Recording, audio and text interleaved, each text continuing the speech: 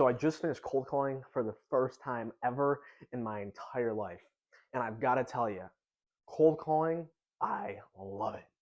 I love it so much. I don't know really what it is because, so guys, put this in perspective.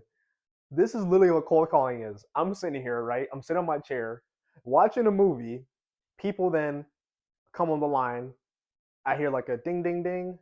I'm like, hey, is John there? And then all I do, they're like, yeah, or they're like, how can I help you? And I go right in the script. And dude, it is the most no-brainer thing ever. It's so easy. All I do is I sit here, literally say the same exact thing to every single person, and then deals just come in the pipeline. Now, I'm not gonna lie to you. Today, today was hilarious. Very first phone call was brutal. As soon as I picked up the phone, was like I was so nervous. I felt like it was the first ever door I ever knocked. I couldn't even speak. I was like, oh, blah, blah. I was stuttering and shit. I was like, okay, you got the first one out. And then after that, I was fine. I was calm. And then from there, I was starting to take the rejection personally. And then I don't know what it is, but I just had like, I just stopped caring like instantly. It just came out of nowhere. And then from there, I was just going through the calls, getting told no, the usual. One guy was like, "This sounds like a scam." I get it. I totally get where he's coming from. Some guy called me and said, "Yeah, there's free solar. You don't have to pay for any upfront costs, and all you guys do is pay less." And it was a random on the phone. I have no idea if he's even a real person. Yeah, I would think it's a scam too. So I get it. And then another person told me to fuck off, and dude, I'm gonna kill you. When they told me that, I thought that shit was hilarious. I didn't even get upset. I genuinely thought it was hilarious, and then I hopped to the next call. And just the reason why I bring that up is because I really think the reason why cold calling is so easy for me is because if you just put in perspective like this, okay? So your work works on you more than you work on it. If you want to succeed, it's not about the results.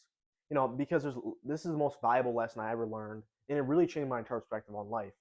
There's lagging indicators, and then there's, oh my goodness, I can't remember the other one. Leading, yes, there's leading indicators and there's lagging indicators.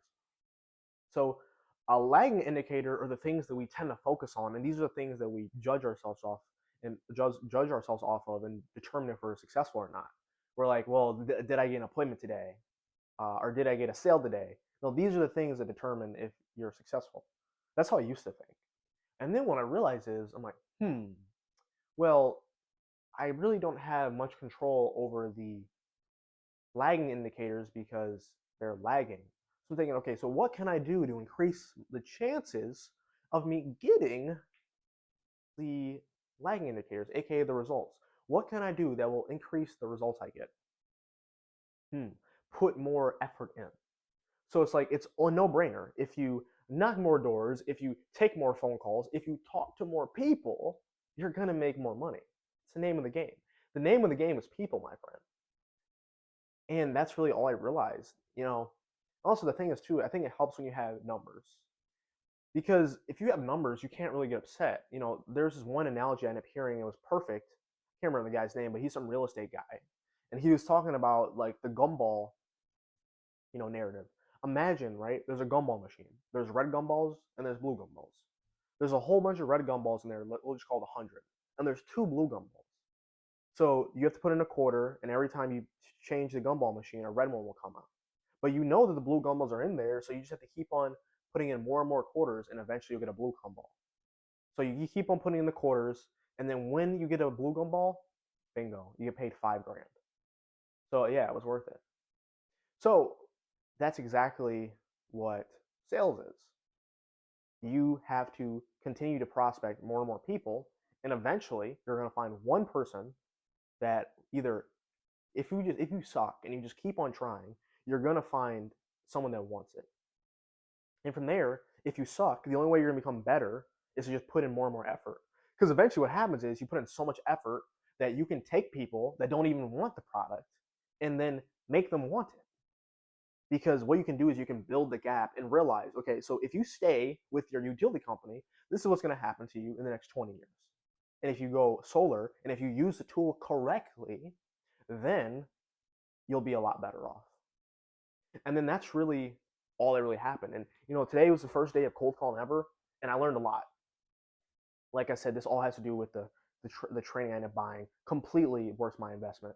So what I ended up learning is, and I figured out really quickly, is the best time to cold call is between 9 a.m. and 12 a.m. You're like, that's strange. I don't know why that is, but that's the best time. And according to studies, the two best times to call are 10 a.m. and 4 p.m.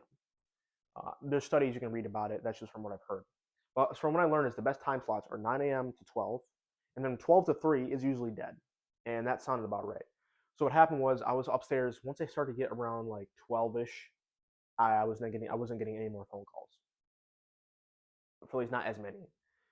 So then I'm like, okay, well this works better for me. I figured my goal is to put in a minimum of 5 hours in this every day. Um, so usually my goal is to do at least 5 days a week, even when I'm in college. So that's simple. That's at least 25 hours a week on the phones. When I was not in when I was working last year in college, I was working 50 hours a week and I was working at Chipotle. So you mean to tell me I can cold call, sit in my home, watch TV, and at the same time make amazing money? Well, then guess what? I'm gonna pick every time. I'm gonna pick cold calling. So that's what I did. So then I realized is from 9 to 12, best time to cold call in the morning. Take that little break. So from 12 to 4, you can do whatever you want. You can run your errands, I don't know, do your homework, whatever.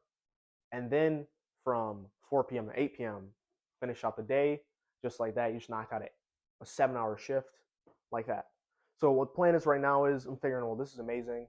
So every day what I'll do is I'll call from 9 to 12, then 4 to 8, and then that's it. So this is day one of cold calling. This I'm only in the first part of the day, so I haven't got to the second half. But put this in perspective, guys, I think the reason why this is so much better is because when I was door knocking, this was my first ever experience in sales. And I tell you, that rejection, I took that stuff hard. I really did. The more and more I got told no, the less and less I cared. But what I noticed is what happens in door to door is, for me at least, since door to door it's mentally draining and physically draining. Every all day you're dealing with the elements. So rather if it's hot, it's cold, you're walking. So eventually your body is gonna start to become fatigued. So you're gonna start to slow down. So that was a huge big problem with door to door. And then from there, you can only knock like 100 doors a day realistically. If you're really pushing it, you can do 200 a day. But on the phones, I can call literally. I called within the 3 hour shift. I called 500 people, and I spoke to I think 30 people. And it doesn't matter because all those people I'm just gonna keep on recalling, and eventually they're gonna answer. Because I'm still learning how cold calling works, but in door to door, the general idea was you don't want to leave an area until you talk to about 80 to 90% of everyone in that neighborhood, and then from there you'll usually end up getting a couple appointments, and from there a couple of those will end up closing and becoming deals. So that's what I learned. So with cold calling, they said you want to really try to milk the list. So assuming that I'm probably going to try to work at least 50% of it, because my guess is there's going to be a certain percentage of these numbers are going to be dead numbers. So I think that's more than fair. So yeah, that's the goal right now. And going back to what I was saying, I just think the reason why it's so much easier is because door knocking, when you're facing rejection, I can't explain it, but the person's there, and then also has to do with like a thing because you never know what's behind that door. If someone's being aggressive and stuff, it's scary because you are here. So if they wanted to do harm to you, they could. Versus on the phone, someone's getting all aggressive with me, I just hang up on them. That's it. So I don't know what it is too, because it's weird because people are saying, cold calling is so much harder because it's rejection at scale. You're getting way more no's, way more FUs, so it can be very mentally draining. And for me, it's been actually quite the opposite. I would rather get told "f you" any day on the phone so far. I mean, this is only my first day doing it. Than I would, be on the doors. But it's funny though because I've never been cussed out at on the doors, but I have been cussed out day one on the phone. And to put it in perspective, today by the end of the day, I'm gonna talk to 50 people in the doors. I would be lucky if I would talk to 70 people a week. So if you just look at it like that, I was like, okay, I'm literally gonna be getting almost 5 times more interactions. So if you were to think about that in the long term, what is going to make you more successful in life? Talking to 70 homeowners a week on the doors, or talking to, I don't know, what is that? at least 250 people on the phones. I'll choose the phones any day because you're getting so much more volume. And at the end of the day, the only thing that makes you better at sales is when you're in front of the people. So doors are great, but if no one's opening, who cares? So that's been my day one of cold calling. So far, I love it, and I'm never going back to the doors. So, this is another thing. I'm going to stick with it until it works. Because, everything has a learning curve. So yeah, this has been the first ever cold calling episode. I just think it's crazy to just see how far I've come. And yeah, man, I really do hope you guys enjoyed it. And well, just one thing: go talk to a new person today.